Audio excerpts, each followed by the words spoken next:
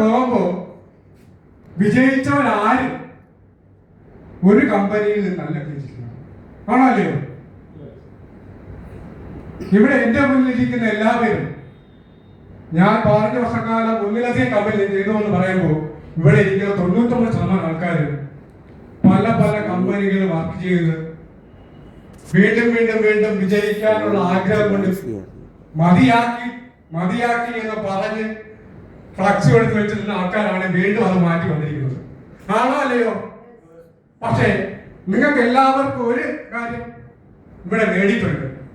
ഈ കമ്പനികൾ മാറുമ്പോ അവിടെ നിന്ന് കിട്ടുന്ന അറിവ് എന്ന് പറയുന്നത് ഒരിക്കലും നശിക്കോ? അത് നിങ്ങളിൽ ഉണ്ടെങ്കിൽ വിജയിക്കാൻ പറ്റില്ലേ? ആ തിരിച്ചറിവാണ് എനിക്കും നിങ്ങൾക്കും ഈ നവംബർ 1 എന്ന് പറയുന്നത് തിരുവനന്തപുരത്തിന്റെ മണ്ണിൽ തലസ്ഥാനത്ത് നിന്നുകൊണ്ട് കേരള പിറവിയാണെന്ന്, ആണോ അല്ലയോ? ഒരു തുടക്കം തുടങ്ങാൻ വേണ്ടിയുള്ള ഏറ്റവും നല്ല ഒരു അവസരമാണ്. ആ അവസരത്തെ നമ്മുടെ കൈ കിട്ടിയിരിക്കുന്നതോ ഒരു പുതിയ കമ്പനിയുടെ പുതിയ പ്ലാന്, ആണോ അല്ലയോ?